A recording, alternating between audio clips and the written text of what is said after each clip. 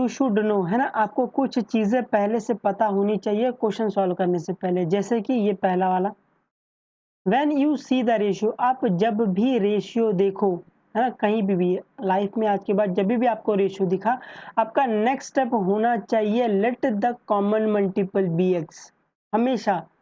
जैसे कि ये ले लो कि a by B is equal to 2/3 है, तो आपका नेक्स्ट स्टेप होगा let the common multiple be x, late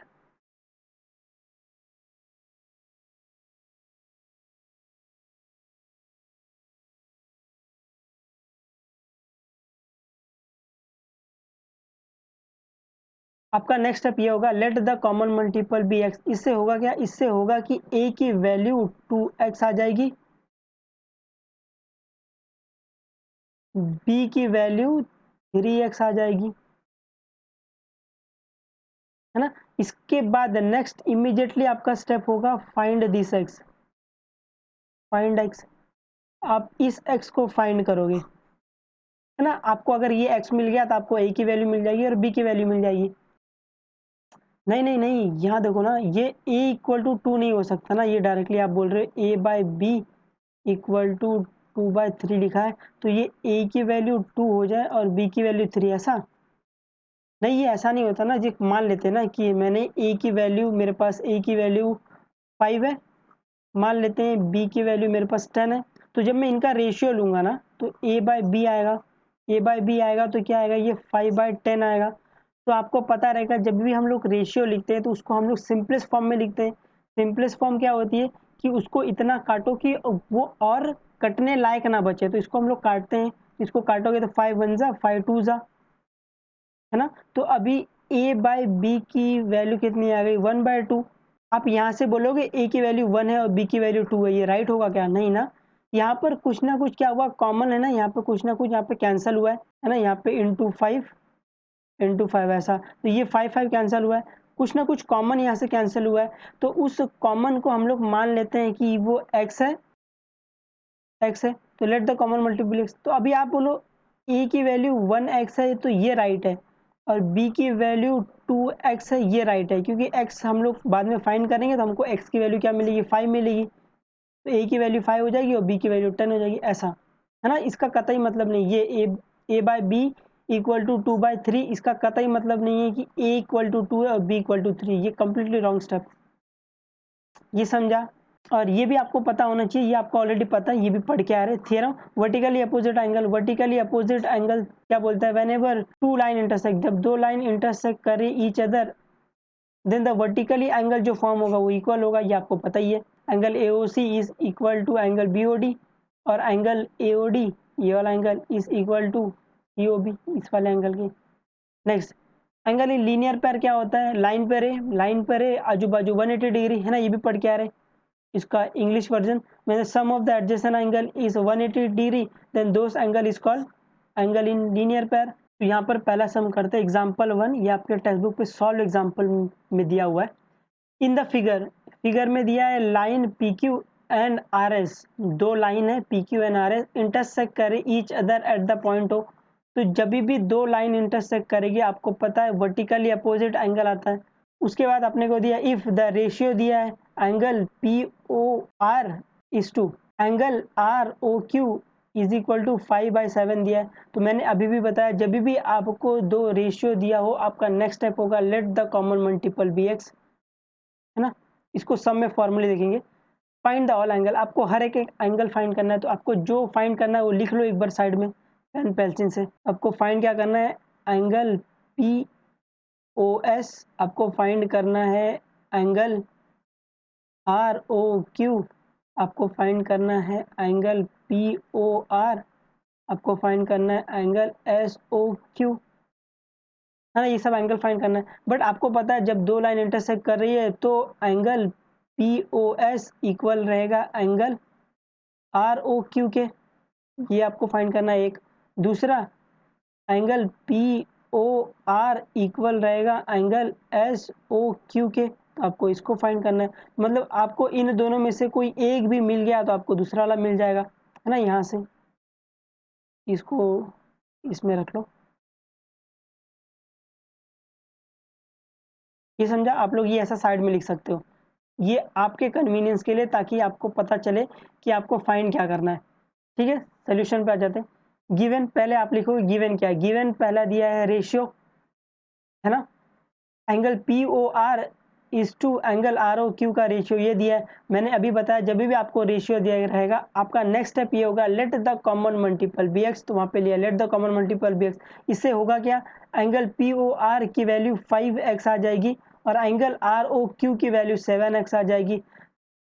ठीक है, यहाँ पे एक और बात ध्यान रखना, जब भी आपको जो भी वैल्यू मिल जाती है ना, आप उसको तुरंत डायग्राम में दिखा दो। एंगल पी ओ आर की वैल्यू 5x है, तो ये 5x लिख दिया है।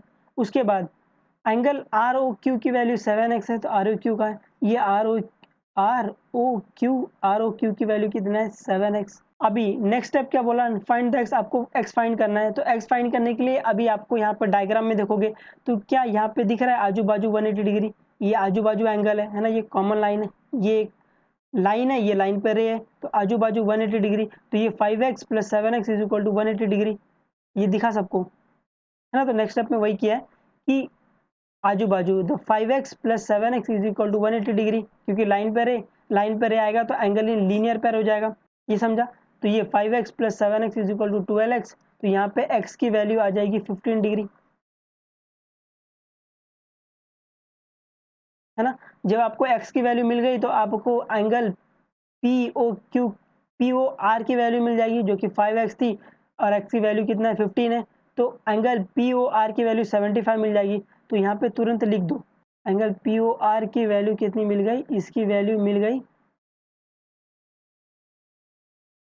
75, और एंगल आर ओ क्यू की वैल्यू अगर आप इसमें 7x है तो 7 इंटू 15, तो ये 105, तो इसकी वैल्यू तुरंत लिख दो 105। इसके बाद आपको पता ही है ये वाला कि ये वाला एंगल इसके इक्वल है, वर्टिकली अपोजिट एंगल, तो अगर ये 75 है तो ये साइड वाला भी कितना आएगा, 75।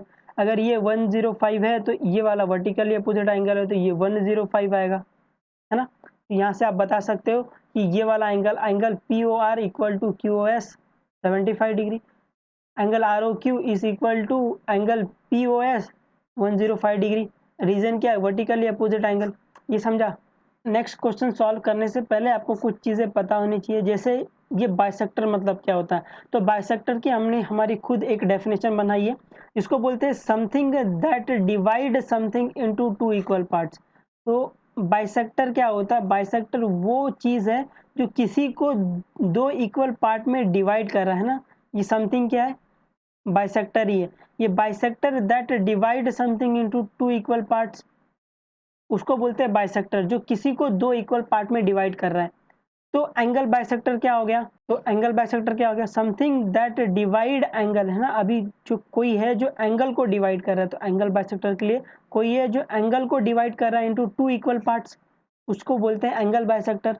जैसे आपको अगर क्वेश्चन में बोला रहेगा ray O Q is a angle bisector of a angle P O S, ray O R angle bisector है, तो जब ये एंगल बाइसेक्टर है तो ये किसी ना किसी एंगल को दो इक्वल पार्ट में डिवाइड करेगा, तो वो इस एंगल को क्या कर रहा है, दो इक्वल पार्ट में डिवाइड कर रहा है। तो एंगल पी ओ एस और ये ओ आर क्या एंगल बाइसेक्टर, तो ये रे ओ आर इस एंगल को दो इक्वल पार्ट में डिवाइड करेगा, तो ये वाला एंगल और ये वाला एंगल सेम रहेगा, है ना। तो एंगल बाइसेक्टर में आपको ध्यान रखने वाली ये बात है कि वो एंगल को दो इक्वल पार्ट में डिवाइड कर देगा, है ना। कोई रहेगा जो एंगल को दो इक्वल पार्ट में डिवाइड करेगा। मोस्टली यहाँ पर क्या है, रे ओ आर है जो इस एंगल को दो इक्वल पार्ट में डिवाइड कर रहा है, ये वाला एंगल और ये वाला एंगल, ये दोनों एंगल इक्वल है। क्वेश्चन नंबर 2 कह रहा है in the figure ray O A standing on the line P O Q, ये रे ओ एस है, ओ एस क्या कर रहा है, इस लाइन पर स्टैंडिंग है, तो ये लाइन पर रे है, आजू बाजू 180 डिग्री, है ना, आप ये सोच लोगे। उसके बाद रे ओ आर एंड रे ओ टी, ये क्या एंगल बाइसेक्टर है of a angle P O S and angle S O R, है ना। एंगल बाइसेक्टर का मतलब क्या होता है, ये अभी भी ऊपर पड़ा है, रिस्पेक्टिवली। यहाँ पे रिस्पेक्टिवली का मतलब ये होता है कि रे ओ आर है ना, वो एंगल बाइसेक्टर है ये पहले वाले का, और रे ओ टी है वो एंगल बाइसेक्टर है दूसरे वाले का। यहाँ पे रिस्पेक्टिवली का मतलब होता है कि जो पहला आएगा वो पहले वाले के साथ में जाएगा, जो दूसरा आएगा वो दूसरे वाले के साथ में जाएगा, या फिर दूसरे वाले के लिए रहेगा, ये समझा। और एंगल पी ओ एस की वैल्यू एक्स दी हुई है, एंगल पी ओ एक्स की वैल्यू एक्स दी हुई है। फाइंड आपको आर ओ टी करना है, तो यहाँ पे जो फाइंड करना है उसको लिख लो कि एंगल आर ओ टी आपको क्या करना है, फाइंड करना है। आर ओ टी का है ये वाला आर ओ और ये टी। ठीक है, तो स्टार्ट करते हैं। तो स्टार्ट कहाँ से करेंगे, जहाँ से क्वेश्चन जो बोल रहा है उसके हिसाब से काम करते चले जाएंगे। तो आपको गिवन क्या है, आपको गिवन है एंगल पी ओ एस की वैल्यू एक्स है, तो वो लिख लिया। उसके बाद क्वेश्चन में दिया है कि ray O R and O T क्या एंगल बाइसेक्टर है, तो उसको पहले ले लिया है कि ray O R angle bisector है इसका। तो एंगल बाइसेक्टर का मतलब अभी पढ़ा है कि रे ओ आर इस एंगल को दो इक्वल पार्ट में डिवाइड कर रहा है। तो डायग्राम में देख लो कि एंगल पी ओ एस को एंगल रे क्या कर रहा है, दो इक्वल पार्ट में डिवाइड कर रहा है।